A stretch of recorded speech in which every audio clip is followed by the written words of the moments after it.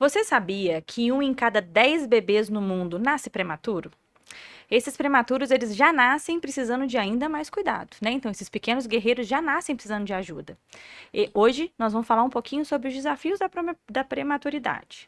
Esse é o Pode Mandar Áudio e fica aqui para ouvir sobre isso hoje.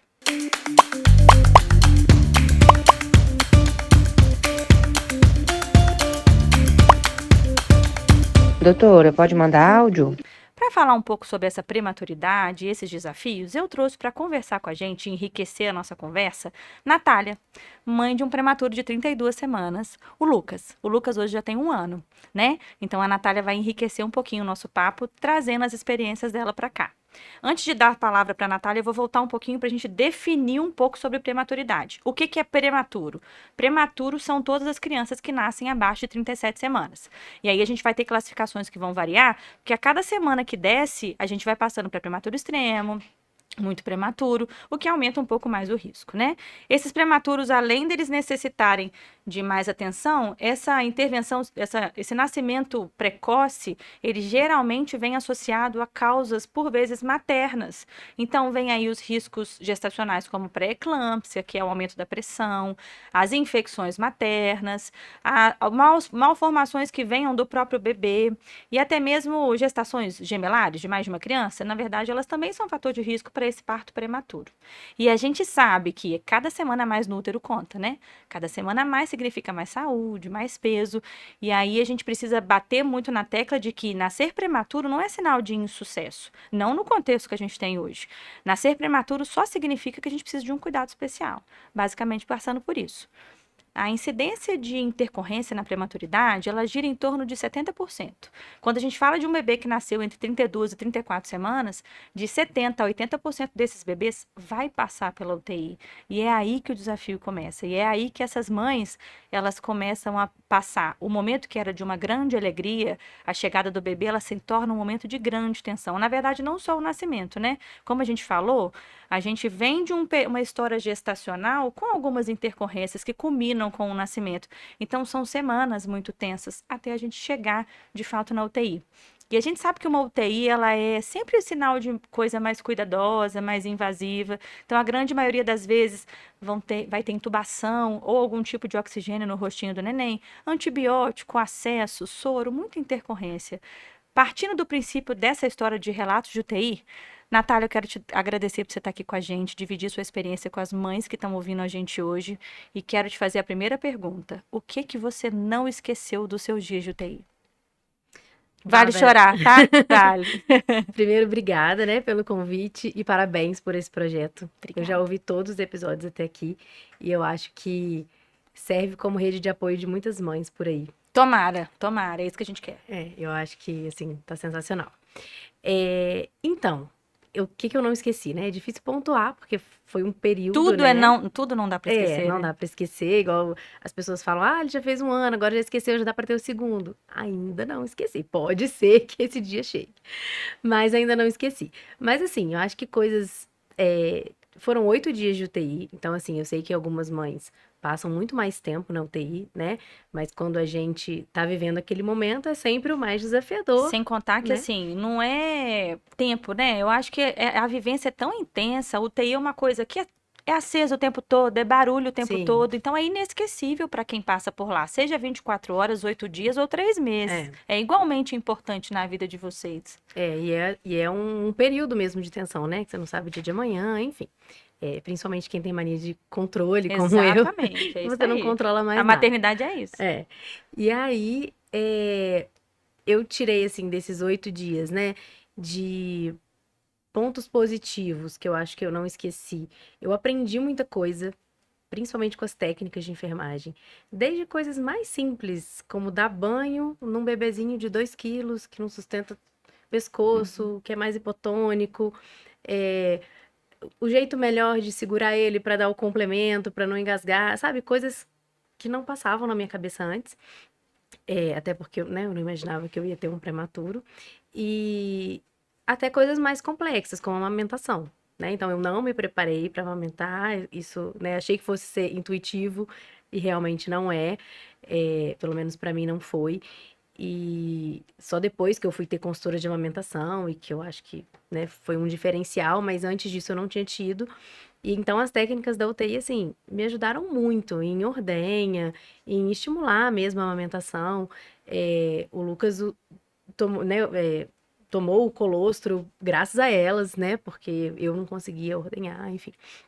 E o que ficou de negativo, tirando assim, o período, né, que já é meio. É uma Conturbado. neblina Exato, mesmo, é né? muito nebuloso, é É muita verdade. coisa, né? Tem os hormônios do puerpério, a dor da cesárea, você ficar ali naquela cadeira o dia inteiro, operada, né? Uhum. Então, assim, é dor física, né? Dor emocional. Mas, assim, uma coisa que ficou pra mim, na minha experiência, foi a falta de acolhimento médico que eu tive. Assim, eu fiquei 8 dias lá, praticamente o dia todo, os dias todos, e só uma médica foi conversar comigo. Assim, ela conversou 5, 10 minutos, não sei, mas aquilo pra mim, assim, mudou meu dia. De perguntar como eu tava, de me estimular a amamentar, de me dar uma notícia do Lucas, porque assim, eu sabia que ele tava bem, porque eu tava ali o tempo inteiro, né? Bem dentro de todo o contexto dele, mas eu só tive esse contato médico assim espontâneo, sabe? Os outros não foram espontâneos dos médicos que acompanharam o Lucas lá nessa internação da UTI. Então eu acho que isso foi o ponto assim que mais me doeu e eu acho que na época também, mas agora vendo de fora mais, né? A Acho que foi gente isso. sabe que é um setor muito impessoal, tanto nos adultos quanto nas crianças. Só que quando a gente fala de humanização de atendimento, que a pediatria, isso tem que ser uma máxima que a gente não pode esquecer, não dá para você ignorar uma mãe, né?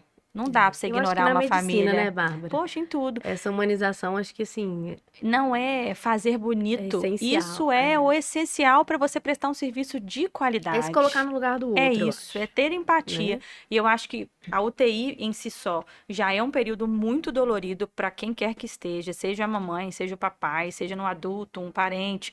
Já é um lugar que ninguém queria estar ali.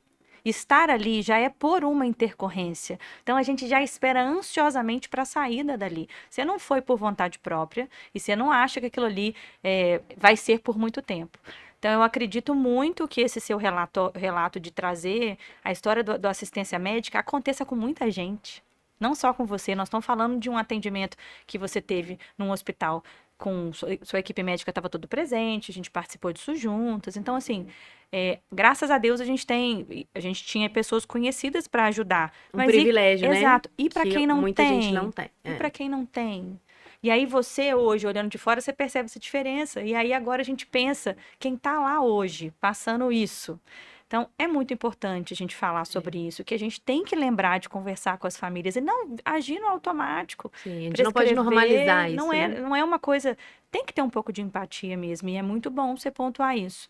Vamos aproveitar uma coisa que você falou sobre a amamentação. Então, ainda nos cuidados, a gente começou com a história do nascimento, com os contextos conturbados que a grande maioria das mães de prematuro teve. Dificilmente uma criança nasce prematura sem algum contexto importante. A gente tem a internação na UTI e a gente vai para casa. Ainda na UTI, antes de ir para casa, começa a história do aleitamento materno. O aleitamento materno ele já é um desafio para a mãe de prematuro e para a mãe do não prematuro. Igual você falou, você achou que ia ser automático. Para ninguém é automático, né? Nem para mãe de um, nem para mãe de dois. Então já é um desafio. A gente não nasce sabendo, nem o bebê nasce sabendo. Mas o prematuro, ele naturalmente ele é um bebê menor, tem uma abertura de boca menor, ele é mais hipotônico, o reflexo de sugar não é tão presente e essa amamentação ela vai ser mais desafiadora ainda para a mãe de um neném pequeno. Do neném ainda mais na UTI, que a gente quase não pode tocar no bebê, né? Você não pode pegar ele a qualquer momento, ele não está o tempo todo no seu colo, ele está no leito estéreo, muitas vezes com acesso, muitas vezes vedado e muitas outras coisas. Às vezes está entubado, enfim, outras coisas importantes. Em contrapartida, é difícil, mas em contrapartida é muito importante, porque a gente sabe que o leite materno ele é fator protetor de infecção respiratória e para vocês que têm uma criança prematura, a principal preocupação é internar de novo, é pegar alguma doença. E é aí que o aleitamento materno fica martelando na cabeça de vocês, né? Eu preciso, eu preciso, eu preciso, e fica ainda mais dolorido. O que que não te deixou desistir de amamentar? A minha pediatra, a minha rede de apoio, principalmente minha mãe. né, que me apoiou muito. E o fato de eu ter um pouco de conhecimento dessa importância para ele, né? Então, assim, a pediatra, no caso você, sempre pontuando essa importância e reforçando, explicando, como você já falou em outro podcast também, que tem que ser bom para os dois, para a mãe, para o bebê, mas reforçando a importância de tentar, né, até o seu limite, o meu limite no caso. E eu fui, dia após dia, assim, não foi fácil mesmo. Acho que por eu não ter me preparado antes, acho que por ele ser prematuro, com certeza, né, essas dificuldades Com todas aí toda que certeza. você falou. É, A mãe sempre traz a culpa pra ela, né? Você viu a frase que você acabou de falar? Por eu não ter me preparado. Como se preparar? Você nem tinha um neném ainda pra amamentar. Então, assim, vocês sempre puxam pra vocês. É impressionante. E aí, assim, então o que me fez não desistir foi ter esse conhecimento de que seria ainda mais importante para ele. Eu acho que hoje, né, pensando que se ele não fosse prematuro, talvez eu teria desistido rápido, sabe? Lembrando, vamos falar do seu contexto de amamentação? Foram quantas mastites? Umas Nossa, acho que eu 6? até esqueci. Umas Acho que foram 6 4. mastites? Isso eu esqueci, tá vendo? Cara, é Que assim, uma loucura. amamentação a todo custo Acho- mesmo. É, Um fluxo de leite altíssimo para um bebê pequeno que é, mamava pra caramba. E mastite, mastite, mastite, é, mastite. E ó, sei lá, fazendo é. de tudo. Foi o quê? 11 meses de leite materno? 9. Foram 9. Ele largou com É. 9. É, E assim, maravilhoso isso, né? é. Assim, olha que maravilha. Mas assim, é desafiador mesmo. E E aí, vamos dar um louro para quem merece louro. As consultoras de amamentação fazem muita nossa, diferença, demais, né? demais. Acompanhar. É claro que É a por isso gente. que eu falo, eu não me preparei. Eu queria ter conhecido ela antes, É, entendeu? Me preparado isso é antes. muito bom. A consultoria de amamentação, ela é, para mim, o maior investimento do enxoval. Você contratar uma boa consultora, assim como as vacinas depois, né? A consultoria de amamentação é o item indispensável. Se a mamãe tem uma boa consultora, esse aleitamento materno vai fluir de uma forma bem mais segura. Até para ter alguém que estuda especificamente isso e vai estar à sua disposição ali, ó. Vai te dar mensagem toda hora, vai te ensinar a ordenhar. E assim, você conseguiu voltar ao trabalho e manter o aleitamento É. materno, que foi super importante. Então, assim, um divisor de águas, de verdade, é a consultoria de amamentação. Depois, a gente passou pelo nascimento, internação, nutrição, chegamos em casa. A ida para casa com prematuro, eu acho que ela gera mais medo do que ir para UTI às vezes, porque na UTI tá tudo sob controle, mas ir para casa não tá. E aí vocês vão para casa com bebês pequenos, grande maioria das vezes, frágeis, não vacinados, e a gente sabe que uma infecção para um prematuro, ela de fato é mais grave do que uma infecção no não prematuro. Então a gente, além de ter que contar com uma rede de apoio, porque essa mãe de UTI, ela tá cansada física e emocionalmente, igual você pontuou, então a gente não vai conseguir dar conta sozinho. A gente precisa que a família apoie e a gente precisa que a família apoie e entenda que eu preciso de ajuda, mas eu preciso me isolar. Eu preciso de ajuda, mas não é para todo mundo ir. Então aí vem aquele papo chato que a gente já sabe de mandar mensagem, fala, olha, a gente está em casa, mas não é para receber todo mundo. A gente está em casa, mas com calma, não podemos contactar todo mundo. E assim, nessa rede de apoio, você já até trouxe um pouquinho da sua mãe, mas fala pra gente, para todo mundo que está passando por isso, a rede de apoio, o que que foi importante para você nesse ponto? Então, assim, no meu caso, né, é tudo muito individual, mas eu queria muito chegar em casa com ele. Assim, era, né, meu maior sonho, porque você, né, tem o bebê Se e idealiza, né? você idealiza que você vai pra casa logo, né? E assim, foram 8 dias que parece pouco pra quem já passou por mais dias lá, mas que pra mim foram uma eternidade. Então, ir pra casa foi maravilhoso emocionalmente. Mas aí começam os desafios, né, que eu acho que toda mãe passa. Mas com essa questão do isolamento, né, do prematuro, às vezes é muito difícil, né, falar não para algumas visitas, eh, mas graças a Deus eu não tive tanto problema com isso. Só que a rede de apoio, querendo ou não, ela é externa, né? Então, assim, é uma pessoa que tá indo no supermercado, tá vivendo na casa dela, que encontra outras pessoas, mesmo que não vá para aglomerações, Uhum, né? E aí ela vai pra sua casa te ajudar, então é uma coisa que também não dá pra ficar muito engessado, senão você surta. É uhum, mais uma demanda pra cabeça da mãe, exatamente. né? Então, eu acho que, assim, tem visita e tem a rede de apoio que A vai ter rede a de vida apoio dela. não é visita. É, e Rede vai de ter a apoio vida é dela. integrante, é É, importante. Até porque, gente, se a gente pensar que tudo vai ficar delegado a uma mãe, essa mãe vai ficar louca. é. Então, não contabilizamos rede de apoio em visita. Visita é aquela pessoa de fora que chegou só para te ver um pouquinho e ir embora. A rede de apoio fica na sua casa e tá É. tudo bem. E aí, assim, a minha mãe foi fundamental, né? Assim, ficou lá em casa o tempo inteiro e me dava coisa pra comer, fazia vitamina pra mim. Porque assim, você nem lembra que você tem fome, mas você tem Tem tanto nem força. cansaço, tem tanta coisa que, né, você não tem força, exatamente. E aí, às vezes, quando você vai comer é uma coisa que não tem nutriente, né? E aí a minha mãe sempre me ajudava nisso, me incentivava a beber água por conta, né, do aleitamento. E tudo, né? Ficava com ele pra eu tomar banho, pra eu dormir, pra eu Mãe descansar. sendo mãe, né? Mãe sendo mãe, É exatamente. É isso. um privilégio, né? É, tê-las Assim, por perto, é com isso aí. certeza. E a rede de apoio, no meu caso, né, que foi família, é essencial, mas eu acho que quem não pode ter a mãe, ter às vezes uma amiga próxima, ou Uhum. uma rede de apoio paga que seja, né? Exato. A Alguma Paty coisa até trouxe isso no podcast que ela veio. eu ouvi. Ela falou: Eu fui uma rede de apoio de uma amiga nem tão próxima assim. Que É ela falou: legal Olha, a isso. gente nem frequentava a casa uma da outra, mas quando nasceu eu falei pra ela: Ó, pode me ligar. E ela ligou mesmo: Vem cá, segura pra mim pra eu tomar um banho. E é isso. Rede de É, apoio a gente escolhe. Graças a Deus a gente escolhe. é, graças a Isso é Deus. muito importante. E aí vem passando os meses, a gente falou de nascimento, falou de UTI, falou de nutrição, falou de voltar pra casa. O prematuro cresce, desenvolve, tem que ganhar. Peso, habilidade, marcos motores. E aí o que a gente não pode deixar de falar é que um prematuro ele tem que ser avaliado como um prematuro. Não dá pra gente comparar um prematuro com um neném que nasceu no tempo certo. A gente chama isso de idade corrigida. E assim, colocar no gráfico bonitinho, corrigindo a idade. Não vamos julgar só baseado na idade cronológica. Então a gente tem que classificar como uma idade corrigida. E assim, essa classificação diferenciada, tanto de marco motor quanto de peso e altura, gera uma aflição danada para as mães, né?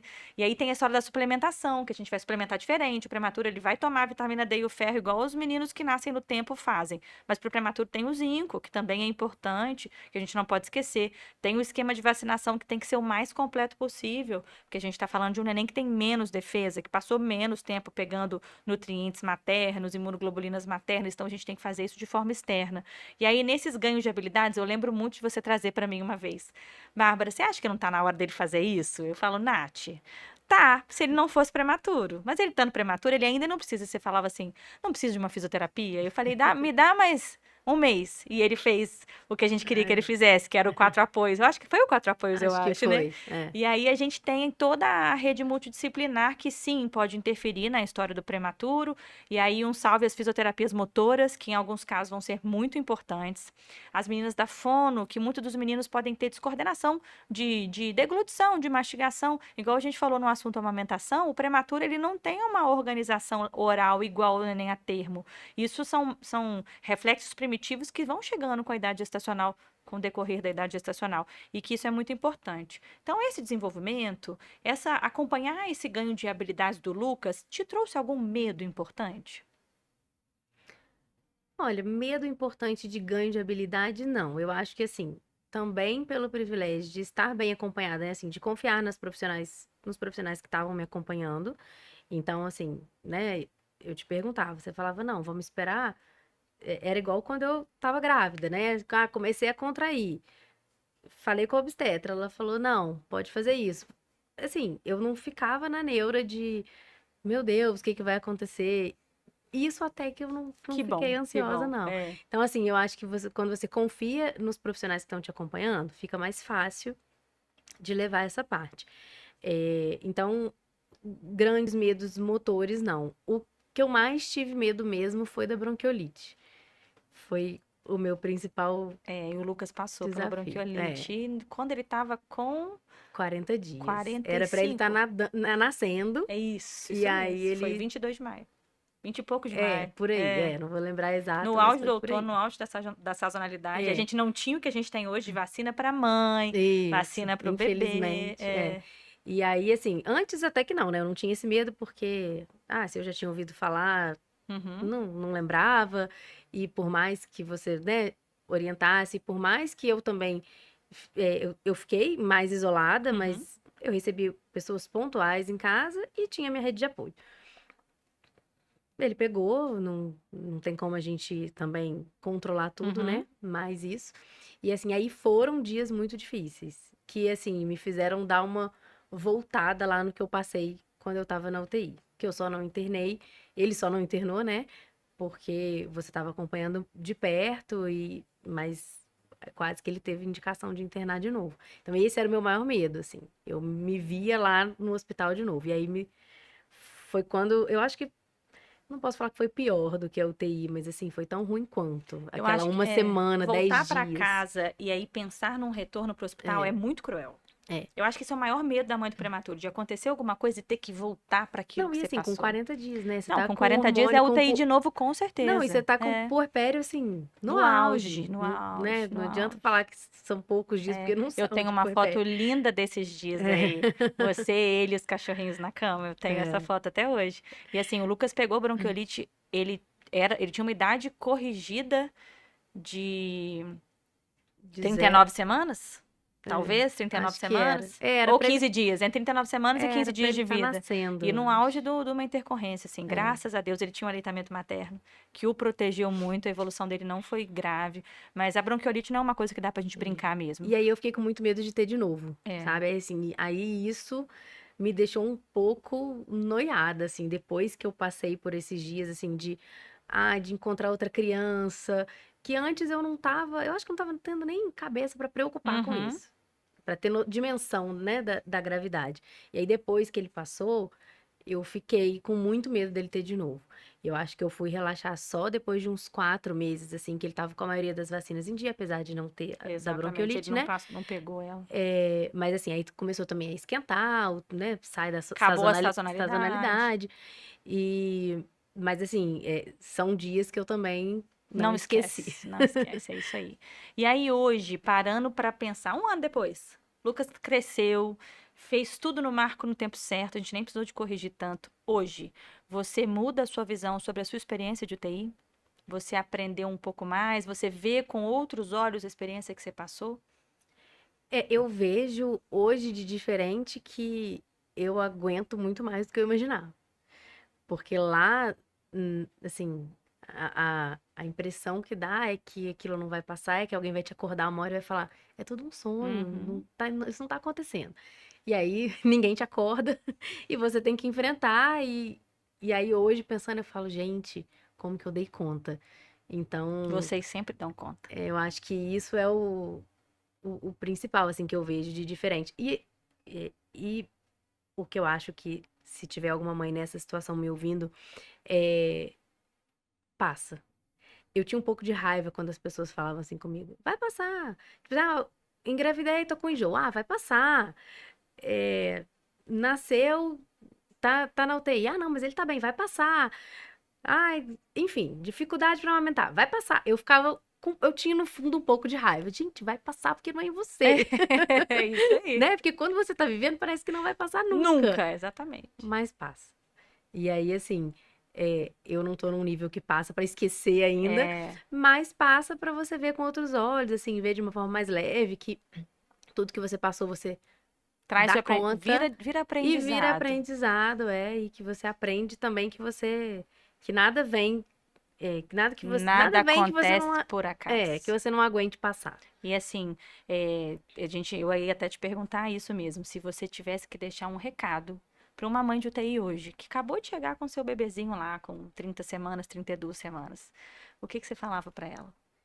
Eu acho que confiar, porque assim, a gente falou muito que UTI, a gente não quer estar na UTI, o bebê tá grave, né, ou tá tendo uma intercorrência grave, mas assim, ela salva vidas, né? Então, se ele tá ali, é porque ele precisa estar ali e porque ali tem o suporte que ele precisa. Então, é confiar, né, que ele tá sendo bem assistido, aproveitar desses dias para tentar tirar o máximo de experiências mesmo, seja com a mãe do leito do Uhum, lado, com os técnicos de enfermagem que têm muita experiência. muito. Então, assim, é muito boa essa troca, né? Observar, aprender essas coisas simples do dia a dia e um dia de cada vez. Respirar, que o dia seguinte é outro, e até que vai chegar o dia que Que você vai estar vai aqui chegar em contando casa. essa história um ano depois. Um ano depois É vai isso aí. tá tudo mais leve. Nath, eu espero que a gente tenha conseguido deixar a cabeça dessas mães de prematuro um pouco mais tranquilas depois do nosso papo hoje. Mais uma vez, obrigada, tá? Eu que agradeço. A nossa missão é só levar informação de qualidade e tranquilizar as pessoas que estão ouvindo a gente. Obrigada. Um beijo, gente. Até o próximo.